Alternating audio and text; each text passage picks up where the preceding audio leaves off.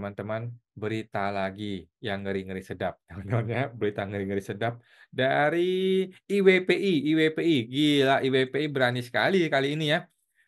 IWPI ini adalah Ikatan Wajib Pajak Indonesia. Gua langsung share teman-teman ya. Ada berita dari inilah.com ya, dari Bapak Iwan Purwantono. Layanan Kortes DJP banyak masalah. IWPI desak Sri Mulyani dan Surya Utomo untuk mundur, teman-teman ya. Berani sekali IWPI ini. Coba kita lihat bagaimana beritanya. Wih, gila, Sri Mulyani sama sama Surya Utomo. Luar biasa ya, Menteri Sri Mulyani dan Pak Dirjen Surya Utomo di gedung Kementerian Keuangan tahun 2019 waktu itu lagi heboh-hebohnya mau bikin proyek Kortex ya, proyek sampah yang hari ini menjadi virus yang sangat mematikan, menjadi racun yang sangat berbahaya bagi siapapun yang menyentuhnya ya. IWPI, bukan IKPI ya, IWPI ya, Ikatan Wajib Indonesia melalui Ketua Umumnya Bapak Rinto Setiawan, luar biasa ya, mendesak Menkeu Sri Mulyani Indrawati dan Dirjen Pajak Surya Utomo legowo mundur dari jabatannya. Kenapa? Kenapa Pak? Kenapa mesti mundur? Coba kita lihat. Desakan ini muncul sebagai respon terhadap berbagai masalah serius yang terkait dengan implementasi aplikasi Cortex ya yang diluncurkan pada 1 Januari 2025. Oke, gara-gara Cortex ya. Corstress ya, lagi-lagi Corstress.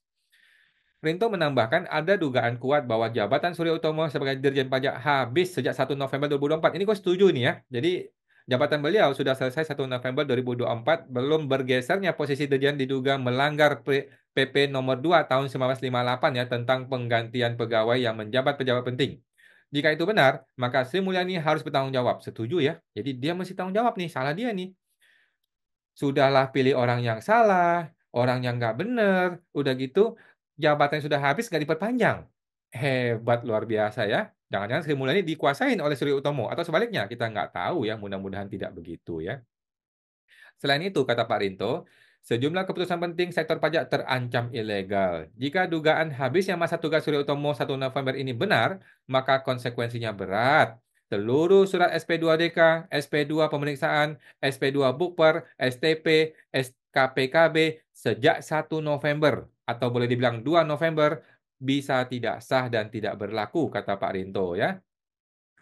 Atas kajian ini, kata Pak Rinto, IWPI telah melayangkan surat resmi kepada Kementerian Keuangan. Isinya, kami meminta penjelasan soal ini. Tapi hingga hari ini belum ada jawabannya, kata Pak Rinto. Luar biasa ya. Terkait banyaknya masalah dari aplikasi Cortex yang dikeluhkan para wajib pajak, menurut Pak Rinto, menjadi tanggung jawab Dirjen Pajak dan Menkeu. Iya dong, kalau nggak dia siapa lagi? Ya, wajar jadi jika publik mempertanyakan proses tender pembangunan Cortex yang menelan dana 1,3 triliun ya. Dalam proses tender ini, muncul dugaan kuat bahwa PwC, Deloitte, dan pemegang tender LG CNS memiliki relasi bisnis yang erat. Wah, bukan lagi erat ya.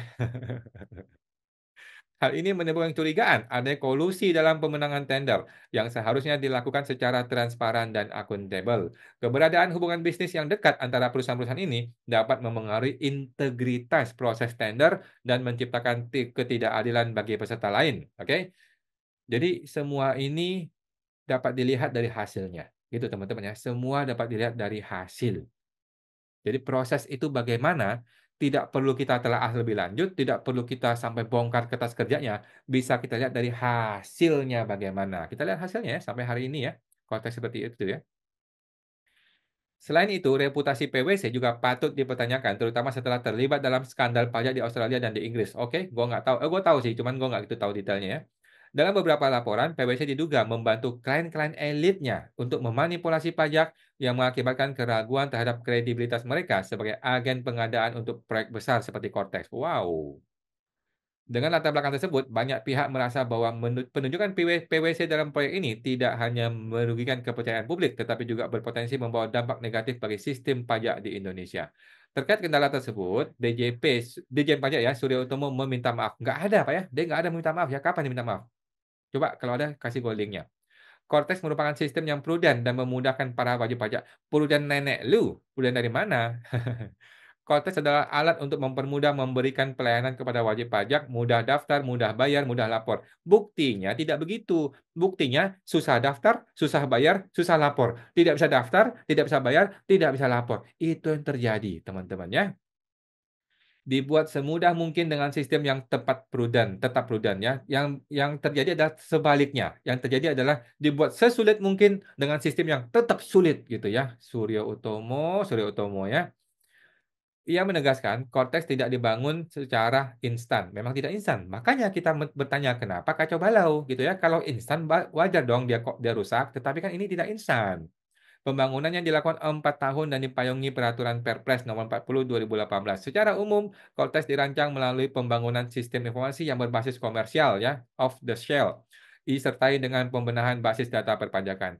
Sistem yang sebelum dipakai tidak terintegrasi dan bergerak terpisah-pisah. Setiap tahun juga terjadi peningkatan beban kerja. Misalnya dalam setahun lalu setidaknya 700 juta faktur pajak diadministrasikan oleh sistem milik DJP. Terus apa masalahnya? Oke. Kita lihat komentar orang-orang. Harus kita terus katanya. Tolong mundur Sri Mul dan Suryo Utomo. Di awal tahun sudah membuat huru-hara dan merugikan pelaku usaha dan seluruh tenaga Departemen Keuangan di seluruh Indonesia. Kami sampai bekerja di weekend dan larut malam katanya. Bukan cuma weekend larut malam ya, banyak orang yang nggak bisa tidur. Jangan hanya bisa membayar buzzermu memposting seakan-akan Kortes itu berjalan baik-baik saja ya. Di mana IAI dan seluruh IKPI apakah tidak bisa memberikan saran ke pejabat di atas akar bisa melek apa yang terjadi di lapangan. Kami butuh solusi. Jadi gini Pak ya, IAI dan IKPI itu siap memberikan solusi. Masalahnya nggak diundang. IKPI dan IAI tidak diundang dalam proses pembenahan aplikasi Cortex dan juga tidak diundang ketika tahapan awal Cortex. Ini barang 2 triliun dilempar ke luar negeri, tidak ada melibatkan IAI ataupun IKPI. Sepemahaman gue begitu, Ibu Luciana. Aplikasi Cortex sangat memberatkan para wajib pajak. Selain itu juga banyak errornya dan proses yang sangat berbelit dan harus dimulai dari awal. Bla bla bla. Teman-teman tinggal baca aja ya teman-teman ya. Kata Pak Luwan, Pak Presiden segera kembalikan sistem lama sebelum sistem Cortex benar-benar tidak ada masalah ya. Negara kok dibuat coba-coba gini gimana ya? Aplikasi Cortex Kementerian Keuangan jadi masalah padahal biaya 1,3 triliun dan saat mau digunakan kabarnya bermasalah atau macet ya. Dirjen Pajak Kemenkeu kok kalah sama bank yang aplikasi jutaan untuk nasabah lancar-lancar aja. Biaya aplikasi juga diduga tidak jor-jorannya. Aplikasi 1,3 triliun mahalnya di komponen apa bos ya? Perlu disorot konsultannya karena biasanya menggunakan konsultan langganan atau konsultan abal-abal. Kita tidak tahu teman-teman ya. Oke. Jadi coba teman-teman komentar ya di video ini ya, apakah sudah saatnya Pak Dirjen mundur atau bahkan Sri Mulyani sudah saatnya mundur ya. Coba teman-teman komentar aja di video gua ini dan kita akan sampaikan kepada masyarakat juga ya. Sampai jumpa, semoga terbantu.